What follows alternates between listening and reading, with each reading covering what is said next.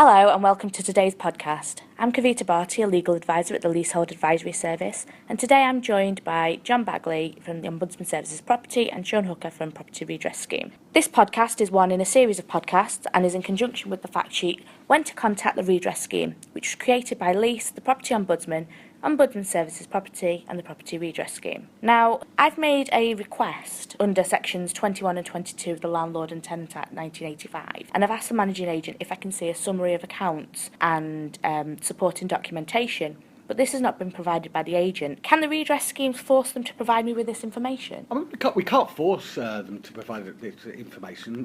Where you would have to go if they are really absolutely refusing to provide that information is you've got to take them to court under the Act, because they have a legal requirement to provide that information. What we were trying to do is to keep the thing out of court. We try and deal with it as a complaint and facilitate it that way, point out their legal obligation, and that the complainant does have further redress to go to court, and that usually an agent would want to try and avoid that, so they would usually try and cooperate with that request. We'd have to look at I would look at the reasonability that of the access. The agent may be saying, well, we have offered facilities, but the complainant hasn't made the appointment, or the information that we provided, we did provide a summary, but they wanted more information. So we'd have to look at the background of that, and that's where we could probably help, rather than the complainant and the agent fighting it out in court. But the legal requirement is there, and you have the redress to go to court and get that enforced. In the past, I've also asked the agent for further information on previous accounts that I've received, and I usually get a pretty vague response. Is there anything that can be done about this? Yeah, I mean, the agent has a requirement to provide certain information within certain timescales.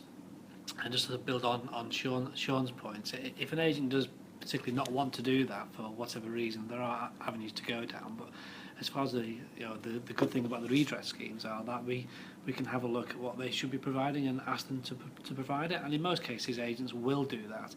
And if agents are giving vague answers, that could be for a variety of reasons. Maybe they don't quite understand what they do need to provide. It might be that they don't have the information to hand, so we'll work with the agent to explain, here's what you should be doing, here's what you should be providing, and ask the agent to give that information. Now, if the agent ultimately did refuse, there are other avenues who can actually force the agent to do those actions. But the bonus of the redress scheme is that we will do that on a more informal basis, far faster, and in reality most agents do actually do as we ask them to do. But there is the avenue to go down if you do have an agent who just willfully refuses to do so. But we will certainly do what we can to ask the agent to get the information for you. Do you give them any sort of timescale or anything like that? Yeah, the investigation process is two-stage, so we'll send out a first-stage report, then either party can make comments, then we send out a final report. And once that's accepted by the complainant, the complainant the firm has 28 days to implement what we tell them to do.